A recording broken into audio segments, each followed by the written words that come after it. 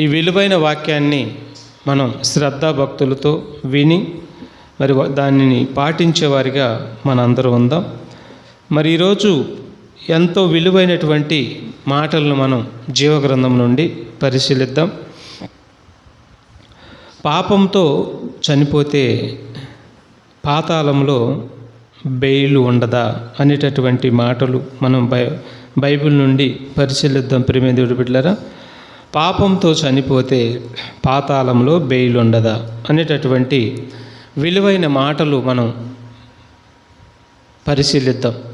ప్రియమైన దేవుని బిడ్డలారా, ఈ భూమి మీద నేరం చేసిన వారికి, ఎంతో పెద్ద పెద్ద నేరాలు చేసిన వారికి మరి ఏదో ఒక సందర్భంలో ఏదో విధంగా బెయిల్ అనేది వస్తుంది. బెయిల్ అనేది వస్తాయి, బయటికి వస్తారు. బెయిల్ ద్వారా బయటకు వస్తారు.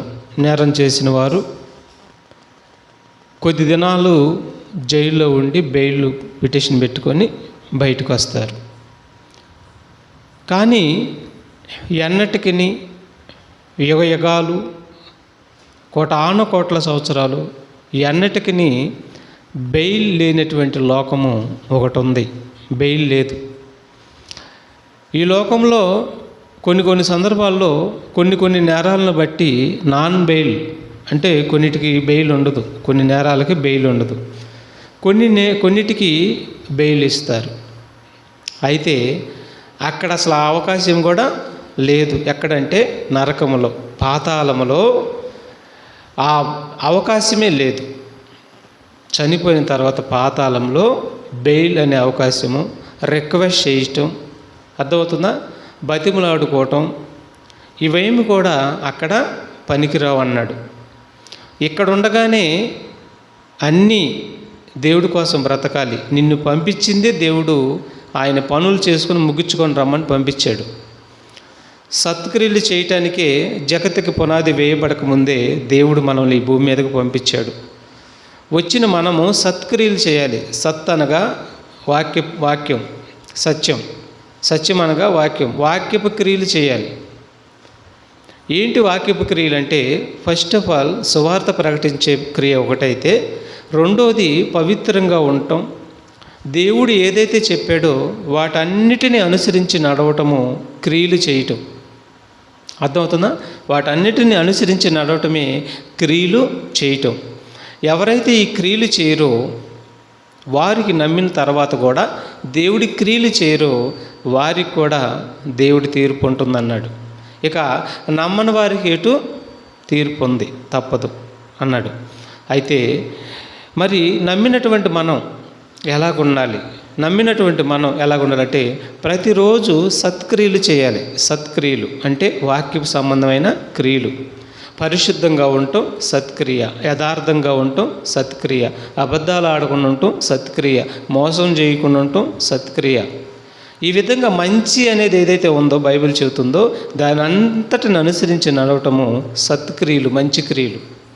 నిన్ను వల్ల నీ పొరుగువారిని ప్రేమించటం సత్క్రియ. ఈ విధంగా సత్క్రియలు చేయటానికి దేవుడు భూమి మీదకు పంపించాడు. సువార్త ప్రకటించడానికి పంపించాడు. నశించుతున్న ఆత్మను రక్షించడానికి నీకు దేవుడు ఈ లోకానికి పంపించాడు. కాబట్టి మరి నమ్మినటువంటి మనము ఎలాగున్నాము అనేది మనం ఆలోచిద్దాం. ప్రియమైన దేవుని బిడ్డలారా, యాకోబు పత్రిక 2:22లో ఏమంటున్నాడంటే, దేవుడు చెప్పిన పనులన్నీ మీరు చేయాలి, మీరు వింటే మోసపోతారు, చెప్పింది చేయాలి అంటున్నాడు. చూడండి, యాకోబు పత్రిక 1:22 యాకోబు పత్రిక 1:22 మనం చూడగలిగితే, విశ్వాసము అతని క్రియలతో కూడి కార్యసిద్ధి కలగజేసిననియు, క్రియల మూలముగా అతని విశ్వాసము 1:22 1:22 మీరు వినువారు మాత్రం ఉండి మిమ్మల్ని మీరు మోసపుచ్చుకొనకుండా వాక్య ప్రకారము ప్రవర్తించువారునై ఉండుడి. చూసారా, మీరు వినివారు మాత్రమే ఉండి మిమ్మల్ని మీరు మోసపుచ్చుకోవద్దు. ఈనాడు ఎలాగుందంటే ప్రియమైన బిడ్డలారా, ఆదివారం ఒకరోజు దేవుడి సన్నిధానికి వచ్చేసి ఆ 4 మాటలు దేవుడి మాటలు వినేసి ఆ తర్వాత మిగతా 6 రోజులు అందరూ తమ స్వకార్యములనే సొంత కార్యములనే చూసుకొనుచున్నారంట. యేసుప్రభు రక్తం ఇచ్చి కొన్న తర్వాత యేసుక్రీస్తు కార్యాలు చూడాలంట, యేసుక్రీస్తు సత్క్రియలు చేయాలంట. అలాగా చేయటానికే రక్తం ఇచ్చి కొన్నాడంట. కాబట్టి అలాగ చేయకుండా ఆదివారం ఒకరోజు వచ్చేసి ఏదో 4 మాటలు 4 పాటలు పాడేసి ఇక వెళ్ళిపోతే అది భక్తి కాదు అంటున్నాడు. అది భక్తి కాదు. మీరు విన్నది చేయాలంటున్నాడు. ఇప్పుడు చెప్పిన మాట అదే, మీరు విన్నది వినివారు మాత్రమే ఉండి మిమ్మల్ని మీరు మోసపుచ్చుకోకుండా చూసుకోండి, వినిన దాని ప్రకారం ప్రవర్తించేవారిని ఉండండి అని అన్నాడు. ఇప్పుడు వినేదేంటి? వాక్యమే కదా. వినే వాక్య ప్రకారం మనం ఏం చేయాలంట? ప్రవర్తించాలంట. ఇప్పుడు పాపంలో ఉండి చనిపోతే మరి పరలోకంలో బెయిల్ లేదని, అంటే రిక్వెస్ట్ లేదు, అక్కడ రిక్వెస్ట్ అయితే కుదరదని చెప్పాడు. మరి ఎవరైనా కానీ పాపంలో ఉండి చనిపోయి దేవుడిచ్చినటువంటి సత్క్రియలు చేయకుండా, దేవుడి కోసం బ్రతకకుండా, అనుదినము లోకం కోసం బ్రతికి పాపంలో ఉండి చనిపోయి పాతాళంలోకి వెళ్ళిన తర్వాత మరి రిక్వెస్ట్ చేశాడా? ఎవరన్నా బెయిల్కి మంజూరు చేశాడా అంటే చేసాడు ఒక అతను. చేస్తే కుదిరిందా అని అంటే చూద్దాం. ఆన్సర్ టు ది బైబిల్, మనకు బైబిలే సమాధానం. లోకాసు వార్త 16వ అధ్యాయము, లోకాసు వార్త 16వ అధ్యాయము 19 నుంచి చదవండి, చక్కగా అర్థమైద్ది. జాగ్రత్తగా మనకి పాఠానికి ఎన్నెముక లాంటిది రెఫరెన్స్, చాలా జాగ్రత్తగా మనం పరిశీలిద్దాం. ధనవంతుడు ఒకడు ఉండెను, అతడు ఓదారంగు బట్టలను సన్నపనార వస్త్రములను ధరించుకొని ప్రతిదినము బహుగా సుఖపడుచుండువాడు. చూసారా, ధనవంతుడు ఒకడు ఉండెను, వాడు ఓదారంగు బట్టలు ధరించుకొని సన్నపనార వస్త్రములు ధరించుకొని ప్రతిదినం ఏం చేస్తున్నాడు? సుఖపడుతున్నాడు. అంటే దేవుడు భూమి మీదకి ఎందుకు పంపించాడు ఆయన్ని? దేవుడు భూమి మీదకి ఎందుకు పంపించాడు? సుఖపడతానికి పంపించాడా?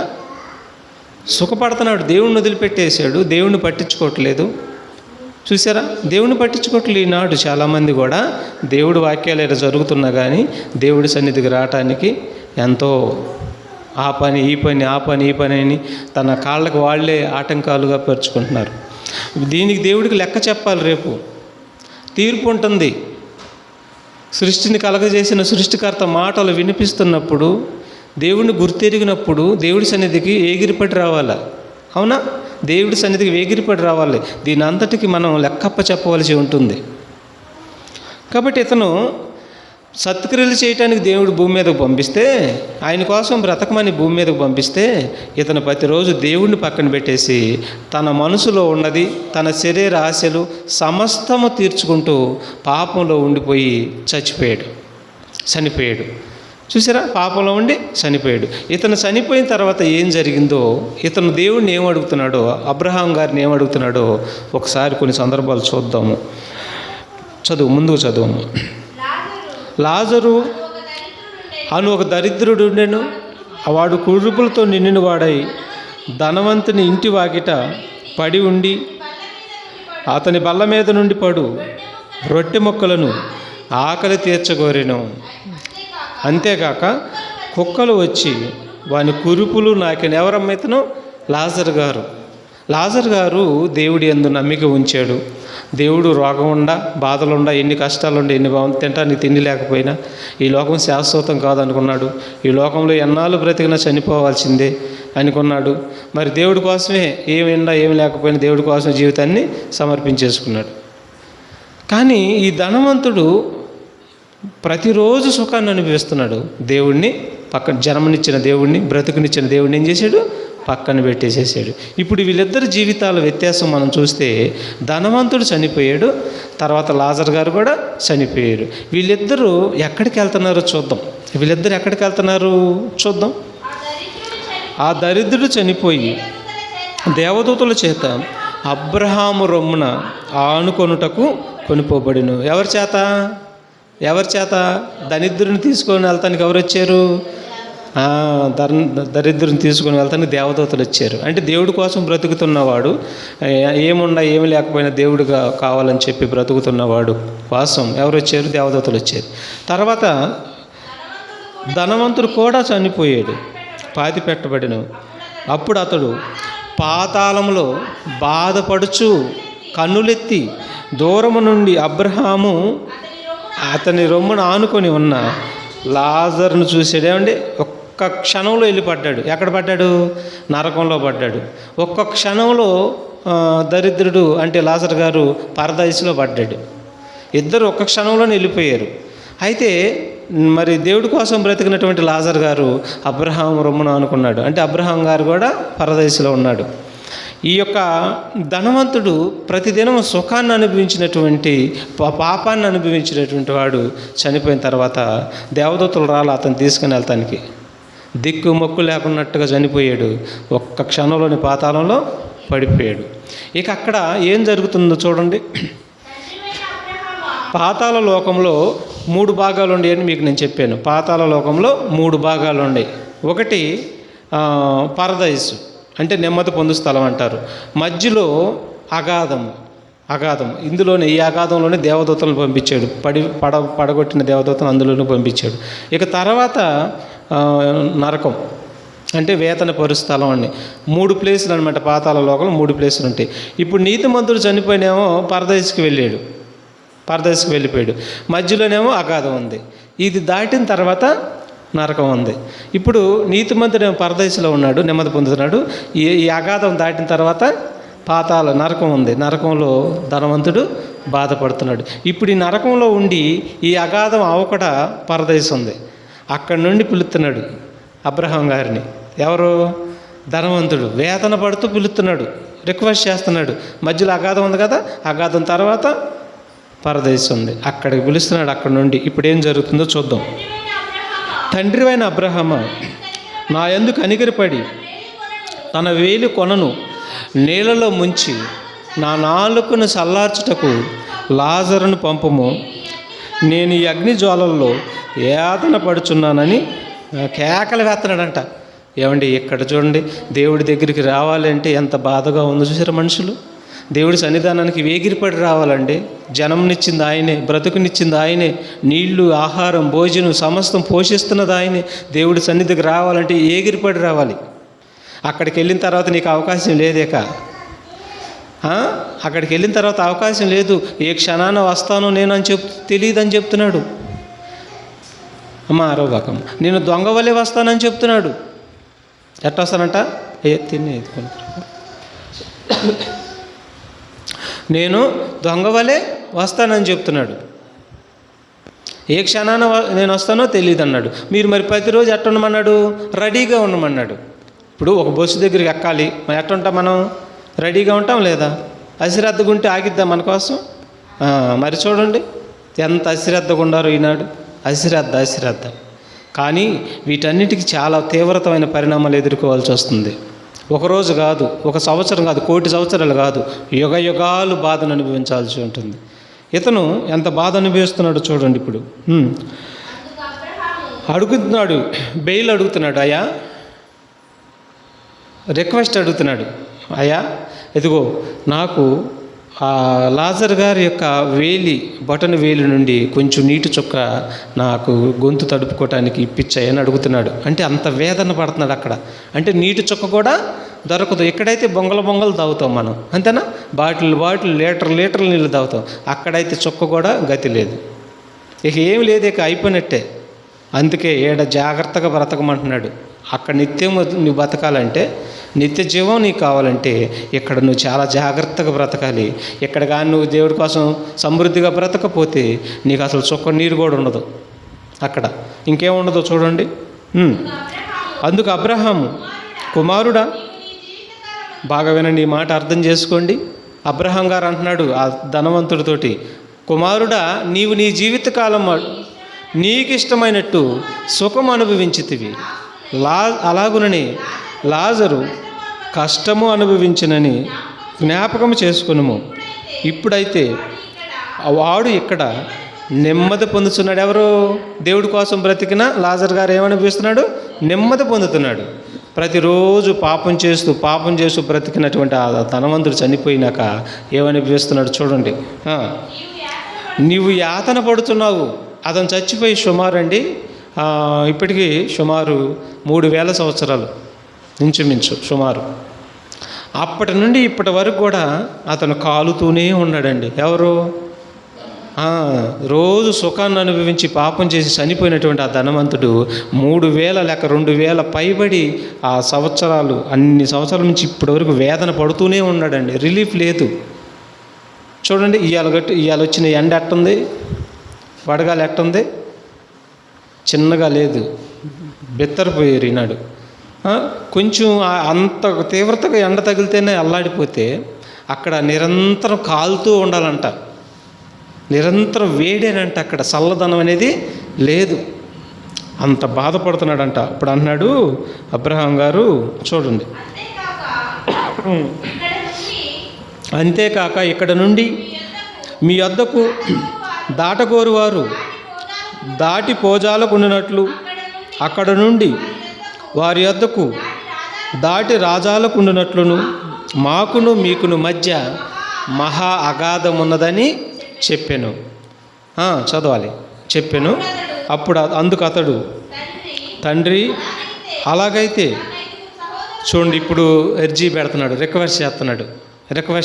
అంటే అయ్యా అలాగైతే పాతాళంలోకి వెళ్ళిన తర్వాత బెయిల్ లేదు, రిలీఫ్ లేదు ఒకటి, తర్వాత రిక్వెస్ట్ చేసినా కానీ విడుదల లేదు. ఏమంటున్నాడంటే, అలాగైతే నాకు భూమి మీద 5 సహోదరులు ఉన్నారు.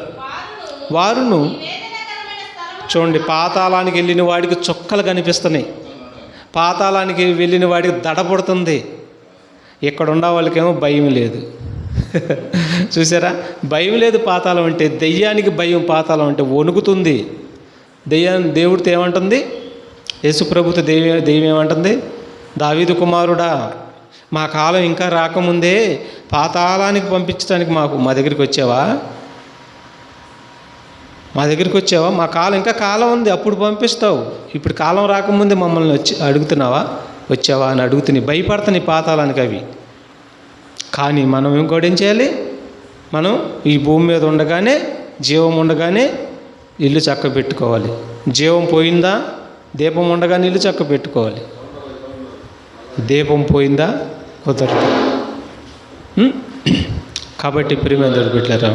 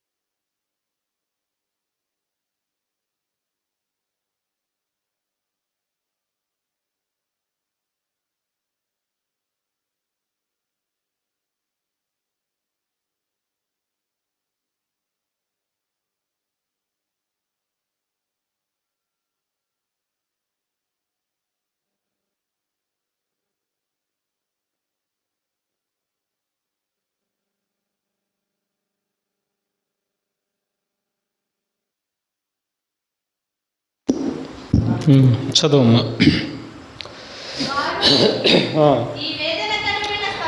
ఈ వేదనకరమైన స్థలమునకు రాకుండా వారికి సాక్ష్యం ఇచ్చుటకై నా తండ్రి ఇంటికి వారిని పంపవలనని నిన్ను వేడుకొనుచున్నాను నేను.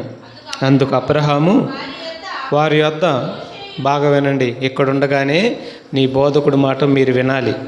ఎవరైతే వాక్యం చెబుతున్నారో వారి మాట మీరు వినాలి. ఇక్కడ వినకుండా కానీ చనిపోయారు అనుకోండి, ఇక ఇప్పుడు పాతాళంలోకి వెళ్ళినాక రిక్వెస్ట్ చేస్తున్నాడు, అడుగుతున్నాడు ధనవంతుడు, నాకు 5 అన్నదమ్ములు ఉన్నారు, నా తండ్రి ఇంటికాడికి వెళ్ళి లాజర్ గారిని పంపించండి అని. ఈ వేదనకరమైన స్థలానికి వాళ్ళు రాకుండా మరి ఈ లాజర్ గారి మిత్రుల నుండి లేచి ఒకళ్ళు చెబితే వాళ్ళు వింటారు అని రిక్వెస్ట్ చేస్తున్నాడు. అప్పుడు ఏమంటున్నాడంటే అబ్రహాం గారు, వారి వద్ద మోషేయు ప్రవక్తలను ఉన్నారు, వారి మాట వినాలి. అదిగో చూడండి ఏమన్నాడు. ఇప్పుడు మీరు వాక్యం వింటున్నారు కదా, వింటున్న వాక్యం ఎవరిది అనుకుంటున్నా? నా సొంతది కాదు, అది దేవుడిది. ఆయన మాటగా నోరిచ్చానంతే. మాట ఎవరిది? దేవుడిది. మనం వినాలి. దేవుడి మాట నువ్వు వింటున్నావు, నా మాట కాదు వింటున్నావు కాబట్టి నువ్వు ఇక్కడ ఉండగానే సెటరేట్ చేసుకోవాలి జీవితాన్ని, దేవుడికి లోబడిపోవాలి. అలా లోబడకుండా ఆ ధనవంతుడు చనిపోయి వెళ్ళిపోయిన తర్వాత అక్కడ ఉన్న వారి గురించి అడుగుతున్నాడు. అప్పుడు అబ్రహాం గారు ఏమంటున్నాడు చూద్దాం, ముందుకు చదువు. అతడు, తండ్రివైన అబ్రహామా, అలాగూ అనవద్దు, మృతుల్లో నుండి ఒకడు వారి యొద్దకు వెళ్ళిన ఎడల వారు మారు మనసు పొందుదురని చెప్పాను. అందుకు అతడు, మోషేయు ప్రవక్తలను చెప్పిన మాటలు వారు వినని ఎడల మృతుల్లో నుండి ఒకడు లేచినను వారు నమ్మరని అతనితో చెప్పాను. చూసారా, భూమి మీద ఉన్నప్పుడే, మీరు బ్రతికున్నప్పుడే మీ మాట, దేవుడి మాటలు మీకు వినిపిస్తున్నప్పుడు, మీరు నమ్మనప్పుడు, మీరు విన్నప్పుడు, మీరు ప్రవర్తించినప్పుడు మృతుల నుండి ఒకళ్ళు చెప్పిన కానీ వారు వినరు అని చెప్పేశాడు. అప్పుడు చివరికి ఒక మాట అంటున్నాడు, చూడండి ఏమంటున్నాడు. ఇంకా లేదు అంటున్నాడు. అందుకు అతడు, మోషేయు ప్రవక్తలను చెప్పిన మాటలను వినని ఎడల మృతుల్లో నుండి ఒకడు లేచినను వారు నమ్మరని అతనితో చెప్పాను. చూసారా, అక్కడ వారు ఇక్కడికి దాటుకున్నట్లు, ఇక్కడ వారు అక్కడికి దాటకుండానట్లు వీరికి మధ్య ఉంది పెద్ద అగాధం ఉంది. ఇక అక్కడ వారు అక్కడే, ఇక్కడ వారు ఇక్కడే. ఇక భూమి మీదకి వస్తానికి అవకాశం లేదు. చూసారా, ఇక రిక్వెస్ట్ పనికి వస్తుందా? బెయిల్ పాతాళంలో బెయిల్ అలాంటివి ఏమైనా ఉంటాయా? ఏమీ ఉండవు. ఎంత భయంకరమైన స్థితికి వెళ్ళబోతున్నాం చూడండి. మరణం అందరి తలుపు తట్టేది, మరణం అందరినీ ముట్టిద్ది. మరణం ముట్టకుండా బ్రతికేవాడు ప్రపంచంలో ఉన్నారా? ముట్టినప్పుడు జాగ్రత్తగా దేవుడి కోసం బ్రతకపోతే మాత్రం పాతాళంలోకి వెళ్ళినాక ఇక నీకు ఏడిపే కాబట్టి నిత్యము ఏడుపు, నిత్యము దుఃఖము, నిత్యము బాధే తప్ప ఇక ఏమి అక్కడ ఇక రిక్వెస్ట్ లేవు, బెయిల్ ఉండదు. అందుకని ఇప్పుడు ఏబు గ్రంథం చూద్దాం. ఏబు గ్రంథం 14:13 వచనం. ఏబు గ్రంథం 14:13 వచనం మనం చూడగలిగితే మంచి మాటలు ఉండి చూడండి.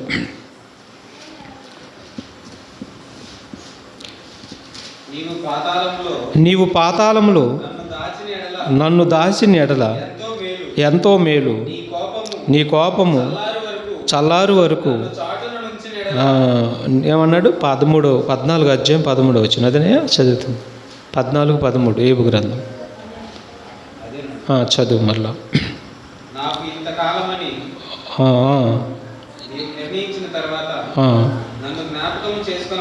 నన్ను జ్ఞాపకం చేసుకునవలెనని నేనెంతో కోరుచున్నాను.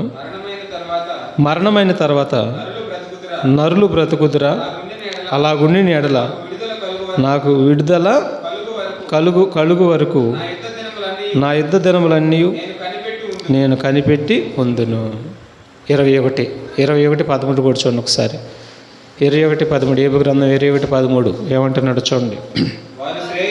వారు శ్రేయస్సు కలిగి తమ దినములు గడుపుదురు, ఒక క్షణములోనే పాతాళానికి దిగుదురు. చూసారా ఉన్నాడు ధనవంతుడు లాజరు, ఒక క్షణంలోనే వెళ్ళిపోయారు. వెళ్ళిపోయి నీతిగా బతికినటువంటి లాజర్ గారు ఎక్కడికి వెళ్ళాడు? నీతిగా బతికినటువంటి లాజర్ గారేమో పరదైస్కి వెళ్ళాడు. పాపం చేసి నిత్యము పాపం చేసి సుఖాన్ని అనుభవించినటువంటి ధనవంతుడేమో నరకానికి వెళ్ళిపోయాడు. ఇక అతనికి రిలీఫ్ లేదు, భూమి మీద వస్తానికి అవకాశం లేదు. ఎందుకంటే పట్టేసిద్దంట, అది పాతాళము పట్టేసిద్దంట, వదలదంటది. ఆ మాట కూడా చూద్దాం ఒకసారి. ఏబు గ్రంథం 24:19 వచ్చిన చూడండి. పాతాళము పాపం చేసిన వారిని పట్టేసిద్ది అంటున్నాడు చూడండి. పట్టేసిద్ది, వదలదు అంటున్నాడు. అనావృష్టి చేతను ఉష్ణము చేతను మంచు నీళ్లు ఎగసిపోవునట్లు పాతాళము పాపం చేసిన వారిని పట్టుకొనును. చూసారా? పట్టుకుందా? ధనవంతుని పట్టుకొని వదులుతుందా? రిక్వెస్ట్ అయితే ఊరుకుంటుందా? అబ్బే చూడు, అలాంటి ఏం కుదరతాడా? పాపం చేసిన వారిని పాతాళము పట్టుకుంటుంది. అందుకే భయపడమంటున్నాడు దేవుడు. అందుకే ఈ భూమి మీద ఉండగానే భయపడండి, ఈ భూమి మీద ఉండగానే దేవుడి కోసం బ్రతకండి అంటున్నాడండి. ఒక్క మాట చూద్దాం. లోకాసు వార్త 8:31 కూడా పాతాళానికి దెయ్యాలు ఎంత భయపడుతున్నాయో చూడండి. దెయ్యాలకే భయం పడుతుంటే మనుషులకు అసలు భయం లేదండి. యుక్తిపరులు, కుయుక్తిపరులు, వేషధారులు ఈనాడు ప్రపంచంలో ఉన్నారు ఎక్కువ శాతం. కానీ దెయ్యానికి దడపడుతుంది. అక్కడి నుంచి మరి కొంతకాలం భూమి మీదకి దేవుడు వాటిని వదిలేడు, పరీక్ష నిమిత్తం వదిలేడు వాటిని. యేసుప్రభు కాలం వచ్చేసరికి పంపించడానికి వచ్చావయ్యా మమ్మల్ని అని భయపడిపోతున్నాయి పాతాళం గురించి అవి. చూడండి అన్నమాట. యేసు నీ పేరేమని వారిని అడగగా చాలా దయ్యములు వానిలో చొచ్చి ఉండేను కనుక వాడు తన పేరు సేన అని చెప్పి పాతాళంలోకి పోవుటకు, అదిగో చూసారా, పాతాళంలో పోవటానికి మాకు ఆజ్ఞాపించవద్దు, మా కాలం రాకముందే మమ్మల్ని పంపడానికి వచ్చావా అని భయపడి దేవుడిని రిక్వెస్ట్ అడుగుతున్నాయి. భూమి మీద దెయ్యాలు వేడుకుంటున్నాయి. చూసారా? వేడుకుంటున్నాయి దెయ్యాలు. పాతాళంలోకి పంపించద్దు, ఎందుకంటే పాతాళం అవి చూసి వచ్చినాయి. అది ఎంత భయమో, ఎంత భయంకరమైందో. అక్కడికి వెళ్తే ఇక వచ్చేది ఏమి లేదు. అందుకని వేడుకుంటున్నాయి దేవుడిని.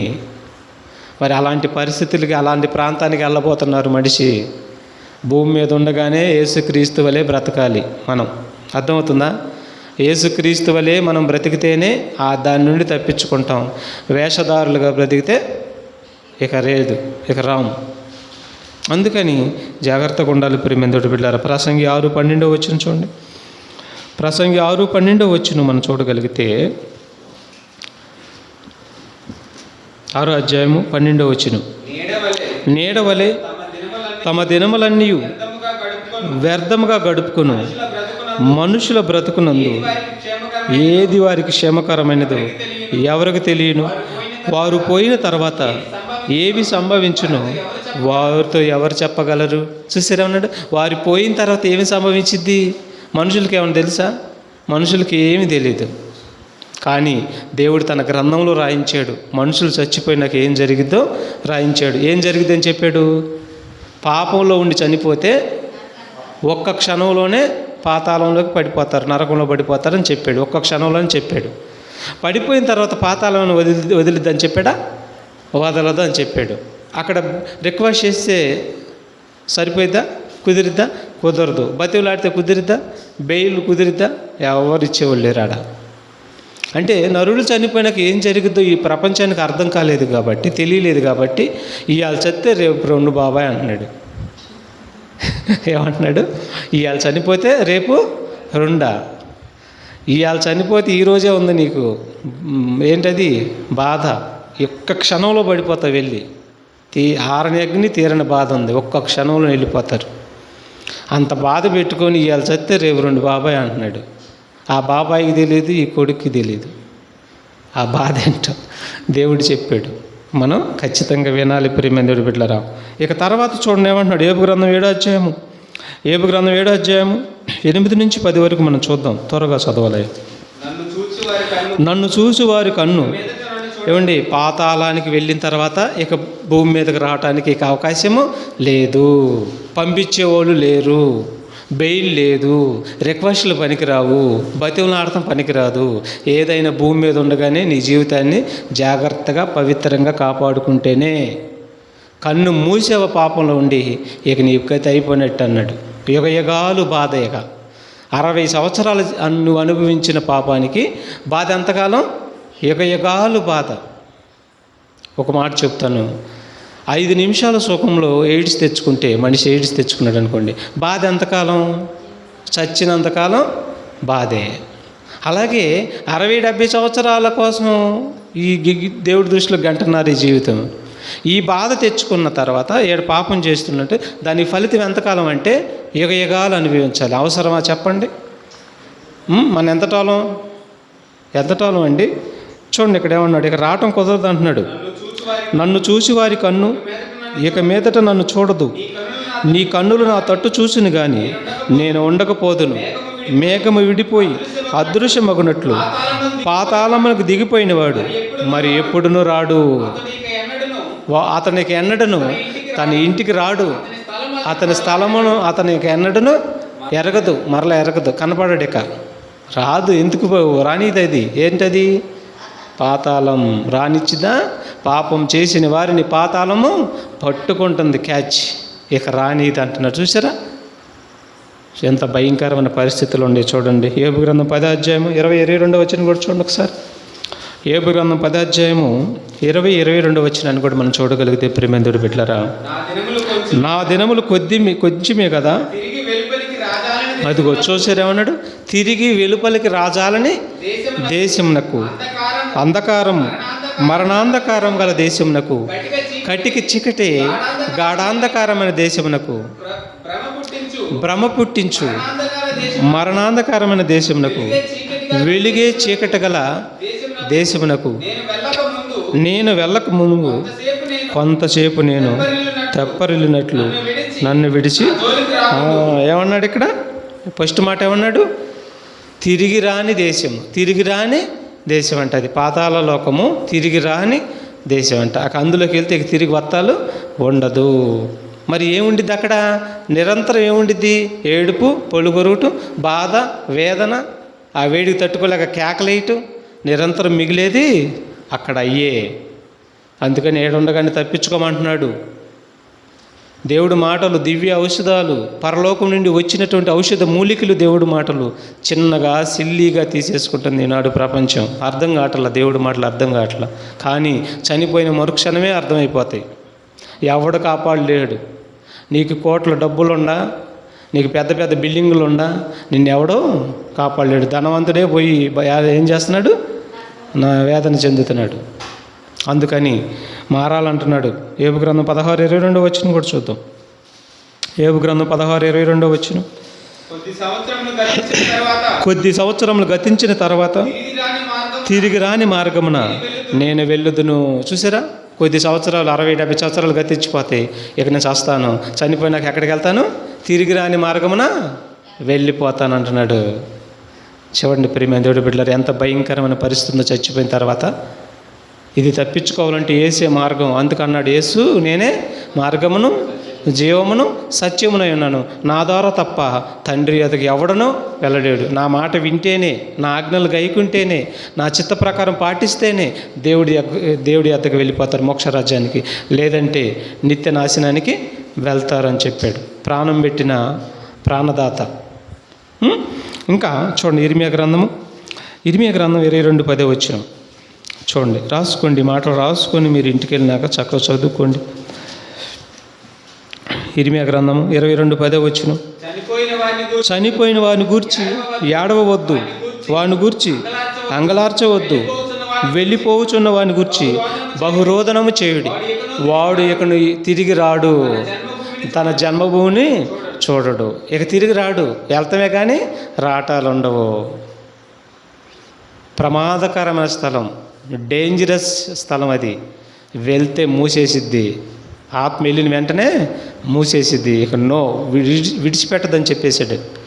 అది అంత భయంకరమైనటువంటి లోకానికి వెళ్ళబోతున్నప్పుడు భూమి మీద ఎంత జాగ్రత్తగా బ్రతకాలి, ఎంత నమ్మకంగా బ్రతకాలి దేవుడి కోసం, ఎంత యథార్థంగా బ్రతకాలి దేవుడి కోసం. అయ్యా యేసయ్యా నన్ను కాపాడని పాతాళంలోకి వెళ్ళినా కేకలేసినా ధనవంతుడి కేకలు చల్లలాడ. అర్థమవుతుందా? ధనవంతుడి కేకలు చల్లలా. జీవం ఉండగానే ప్రభువుని తెలుసుకో, జీవం పోయినాక తరుణమే లేదు, నీకు ఇక అవకాశం లేదని చెప్పేశాడు. జాగ్రత్తగా ఉండాలి ప్రియమైన బిడ్డలారా. ఇంకొక మాట ప్రసంగి 9:10 కూడా చూద్దాం. ప్రసంగి గ్రంథం 9:10 చేయుటకు నీ చేతికొచ్చిన ఏ పనైనను ఎక్కడ చేయాలి? చూడండి, ఎక్కడ చేయాలి? చేయుటకు నీ చేతికొచ్చిన ఏ పనైనను నీ శక్తి లోపం లేకుండా చేయము.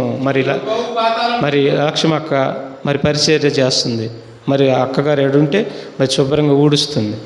అంటే అక్కగారికి వచ్చిన పని అది, అక్కగారి చేతికి వచ్చిన పని అనమాట. ఆమెకున్న అవకాశంలోనే మరి పరిచర్య చేస్తుంది. అంటే దేవుడి పని ఏదైనా కానీ నీ చేతికి వచ్చినప్పుడు దాన్ని ఏం చేయాలి? శక్తి లోపం లేకుండా చేయాలి. శక్తి లోపం చూపించకూడదు. ఎందుకంటే అది ఎవరి పని? అది నిన్ను కన్న తండ్రి పని, అది నిన్ను పోషిస్తున్న దేవుడి పని. అది శక్తి లోపము ఆయన దగ్గర చూపించకూడదు. మనం ఆయన పని ఎంత ఇష్టంగా చేస్తే అంత మంచిది. దేవుడి పని, దేవుడు ఏ పని నీకు ఇచ్చినా, ఏ పని చేయమని ఇచ్చినా శక్తి లోపము చూపించకుండా చేయమని చెప్పేసేస్తున్నాడు. ఎందుకు చేయమన్నాడు తెలుసా? ఈ భూమి మీద ఉండగానే నేను అప్పగించిన క్రియలన్నీ నువ్వు చేయాలి. చేయకపోతే నువ్వు పోయే పాతాల మందు పనైనను చూడు, ఉపాయమైనను తెలివైనను లేదు. చదువు చూడండి, మంచి మాట అంటున్నాడు అక్కడ.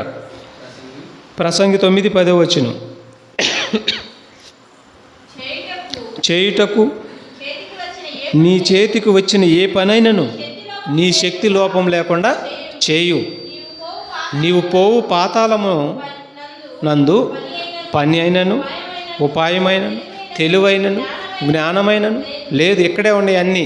తెలివి ఎక్కడే ఉంది, జ్ఞానం ఎక్కడే ఉంది, ఉపాయం ఎక్కడే ఉంది. దేని నుంచి తప్పించుకునే ఉపాయం? పాతాళం నుండి తప్పించుకునే ఉపాయం ఎక్కడే ఉందా? ఉంది. దేవుడిని అనుసరించి నడిస్తే అదే నీకు తప్పించుకునే ఉపాయం. నువ్వు పోయావు అనుకో, ఇక అక్కడ ఉపాయం లేదు, తెలివి లేదు, జ్ఞానం లేదు, అసలు నీ మొర ఎవరు కూడా లేదు. దిక్కు మొక్కు లేకుండా ఏడవలసి వచ్చింది, యుగాలు ఏడవలసి వచ్చింది అక్కడ. అందుకే రక్షకుడు వచ్చాడు. ఆ బాధను చూడలేక వచ్చాడు ఆయన తప్పిస్తానికి.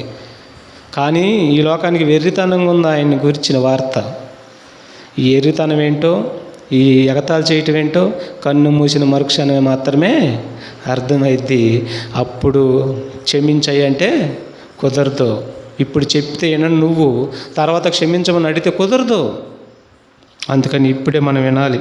ద్వితోపదేశకాండం 30:15 కూడా చూద్దాం. ద్వితోపదేశకాండము 30:15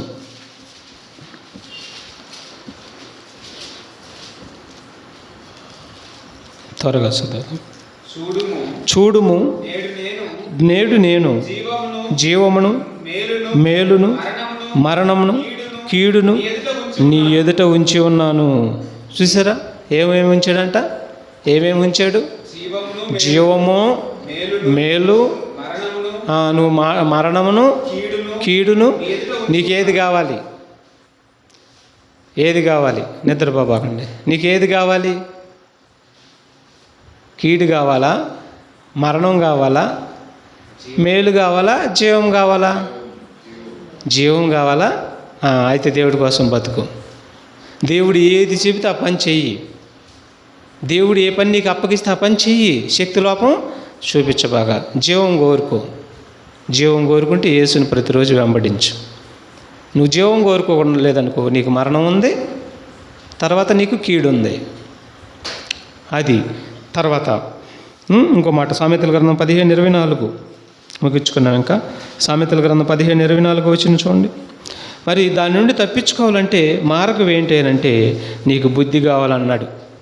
మనకేం కావాలంట? బుద్ధి అనగా దేవుడి యొక్క వాక్యము. లోక బుద్ధి వేరు, దేవుడి బుద్ధి వేరు. చూడండి ఏమన్నాడు? అది ఆ పాతాళం తప్పించుకోవాలంటే క్రిందనున్న పాతాళమును తప్పించుకొనవలనని బుద్ధిమంతుడు పరమునకు పోవు జీవ మార్గములో నడుచుకొనును. బుద్ధిమంతుడు ఎక్కడ నడుచుకుంటాడు?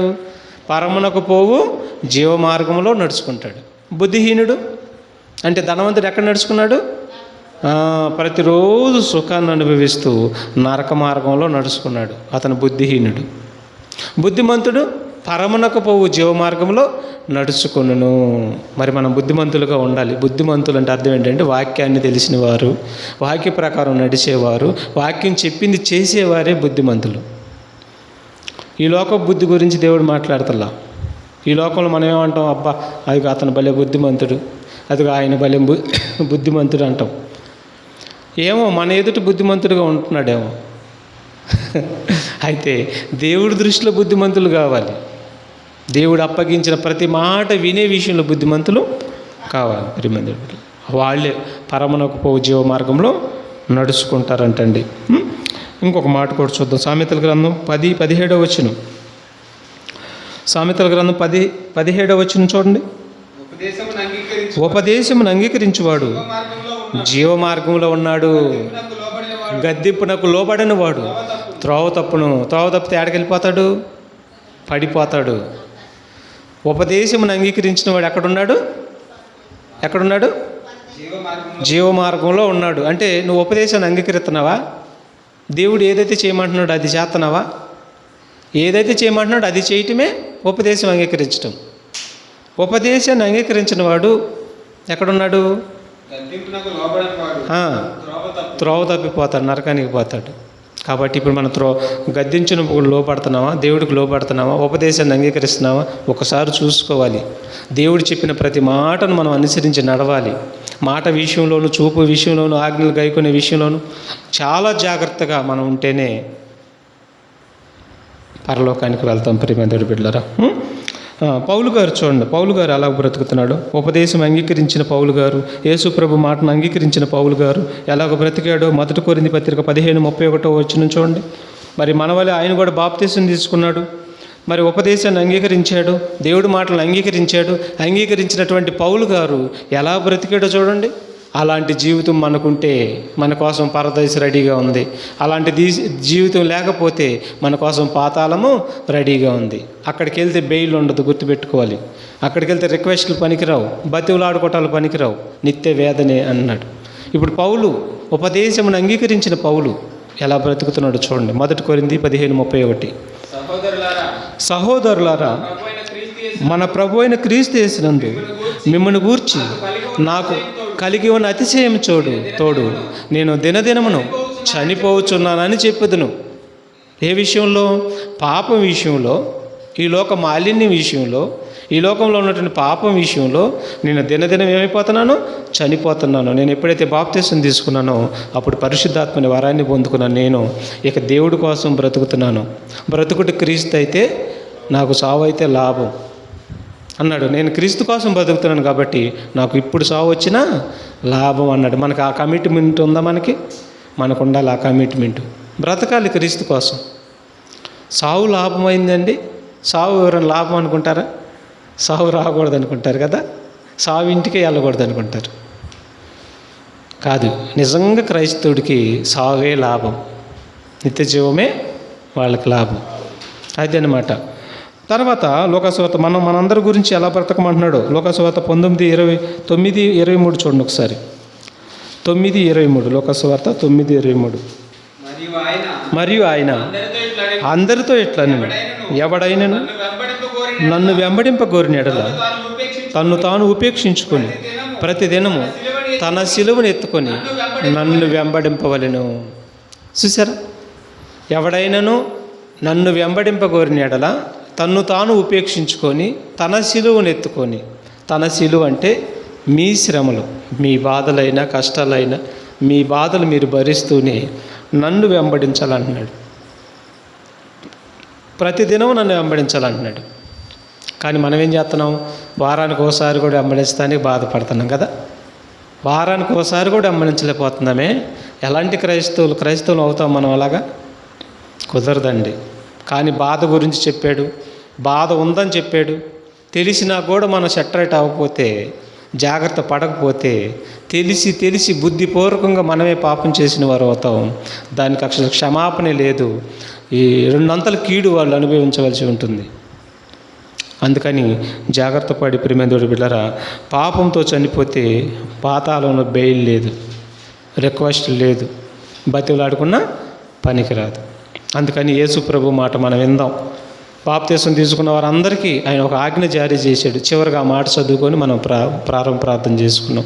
మత్తయి సువార్త 28:13 చూడండి. మత్తయి సువార్త 28:13.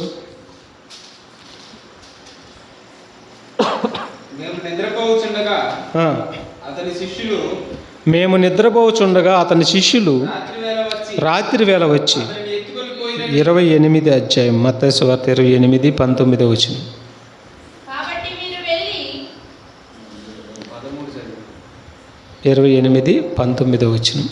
కాబట్టి మీరు వెళ్ళి సమస్త జనులను శిష్యులునిగా చేయుడి, తండ్రి యొక్కయు కుమారుని యొక్కయు పరిశుద్ధాత్మ యొక్కయు నామములోనికి వారికి బాప్తీసం ఇచ్చుచు నేను మీకు ఏ సంగతులను ఆజ్ఞాపించుతున్నో. ఏమ్మా వింటున్నారు ఈ మాట? బాప్తీసం తీసుకున్న ప్రతి ఒక్కరూ యేసు ప్రభు ఏ సంగతులు ఆజ్ఞాపించాడో వాటన్నిటినీ గైకొనవలనని వారితో బోధించన్నాడు. యేసు ప్రభు చెప్పిన ప్రతి మాటను గైకొనాలి. గైకొనకపోతే నా మాట విననివాడు నావాడు కాడు. మరి ఎవరు వాడు? సాతాను వాడంట. ఆయన మాట వింటే ఆయన వాడు, స్త్రీ అయినా పురుషుడైనా. ఆయన మాట వినకపోతే సాతాను వాడు. వెళ్ళిపోతాడు ఎక్కడికి? నరకానికి. అక్కడ రిలీఫ్ లేదు కదా. అందుకని ఆయన మాట విందాం, ఆయనకు లోబడదాం, ఆయన చిత్తాన్ని ఒప్పుకుందాం. మంచి జీవితాన్ని ఇస్తాడు, మంచి భవిష్యత్తుని ఇస్తాడు. యుగయుగాలు నిత్యము జీవించే కమ్మని జీవితాన్ని దేవుడు ఇస్తానంటున్నాడు. అది కోరుకుందాం. దేవుడు అప్పగించిన ప్రతి పని చేద్దాం, నీతిగా బ్రతుకుతాం, యథార్థంగా బ్రతుకుతాం. దేవుడి కోసం మనం మరి పని చేద్దాం. పవిత్రులుగా ఉండి పరలోకానికి వెళ్దాం. ప్రార్థన చేసుకున్నాం.